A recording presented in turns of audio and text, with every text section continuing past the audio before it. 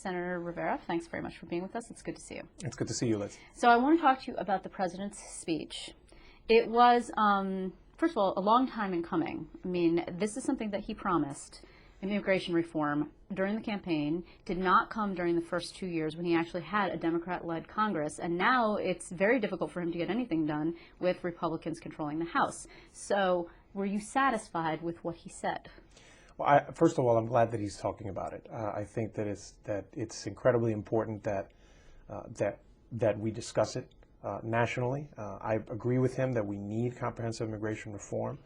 I am disappointed at some of the things that were not mentioned, in particular the Secure Communities program, which is something that I'm sure that we're going to be speaking about.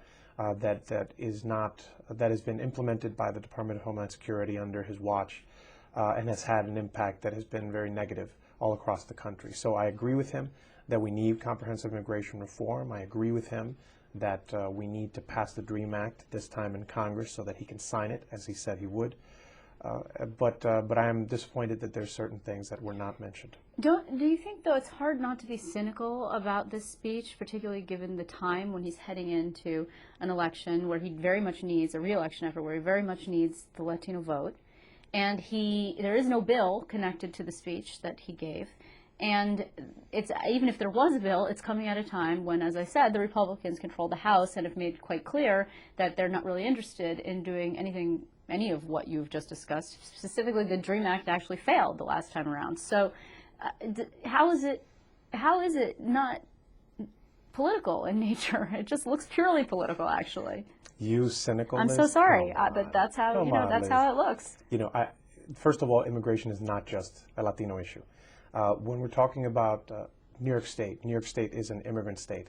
There are many documented immigrants, there are many undocumented immigrants, but these are families that come here to make their lives better, that live all across the state, that work in restaurants, that pick our fruits, that work in all sorts of industries. They're really the backbone of so much of this country. So I am happy that he is talking about it. Would I have wanted for it to come a little earlier? Absolutely.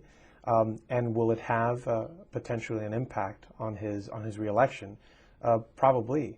But I think the important part is that we are speaking about it, that something that is so important for millions of people across this country, that we're actually talking about it, and I hope that we can continue to move forward. Well, but the other thing that he did during this speech is he touted changes and advancements that have been made in terms of border security. That doesn't sound to me a way to, and again, not to harp on the Latino community, but they are making up the bulk of the immigrant population, and particularly when you talk about people who are able to vote, right? I mean, if people from Puerto Rico, for example, who are able to vote as soon as they arrive.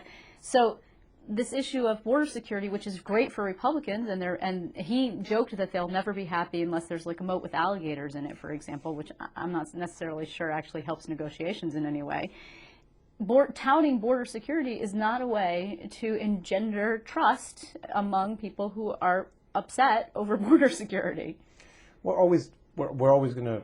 I don't agree with my president 100% of the time. In this case, I think that he was making the argument that we need to talk about enforcement as well as reforming the broken immigration system. I think both can go hand in hand.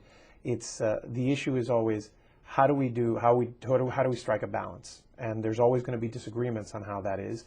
The fact that he, as you said, stated that there's some people that will not be happy even with moat with alligators, probably have to throw a couple of hippos and a couple of dragons in there as well for them to be happy, and or they're never going to be happy. I think that the bulk of his speech that dealt with how do we actually take millions of immigrants that are across this country that want to be citizens. How do we provide them a path to citizenship? Yes, to the end of the line, as he has said before, but do provide them a path to citizenship so that they can continue to be productive members of our society as they are right now. How do we keep families together? How do we make sure that certain industries don't fall apart?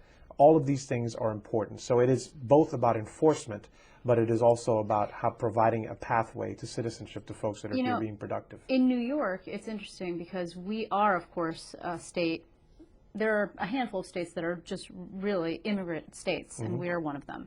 And yet, nevertheless, there's a line across which you cannot pass, right? Even though I think that this state is pretty progressive when it comes to immigration, Elliot Spitzer could tell you that when you try and push something like, for example, driver's licenses for people whose status is not legal, you've gone over the bridge too far. So there's a point at which things become too toxic, even in New York. And here we have, for example, secure communities, which is something that you just brought up. Yes. We're participating in secure communities. Only parts of the state. So this is what secure community is for some of your readers, and I'm sorry, for some of your listeners. And your readers. viewers. Your viewers who might not be aware. All three. Secure Communities is a program where local law enforcement cooperates with federal law enforcement. It is a program that was set up specifically to identify undocumented immigrants that are criminals.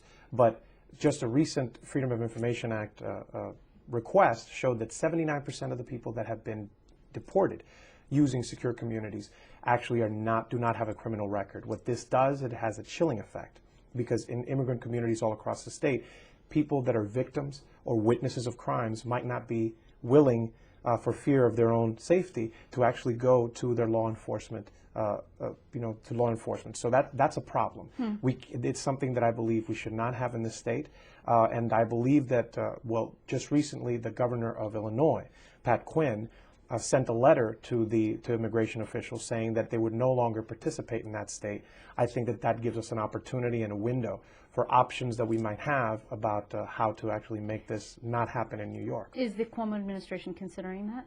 I know that they're concerned about this issue, and I know that we've had conversations about things that could happen. This is a perfect opportunity. It is a window for one of the many options that they have, because the most important thing here is that this is something that would have, if extended throughout the entire state. Currently, it only exists in about a dozen counties, and there's about a dozen more counties that are going to come into effect in the next couple of months.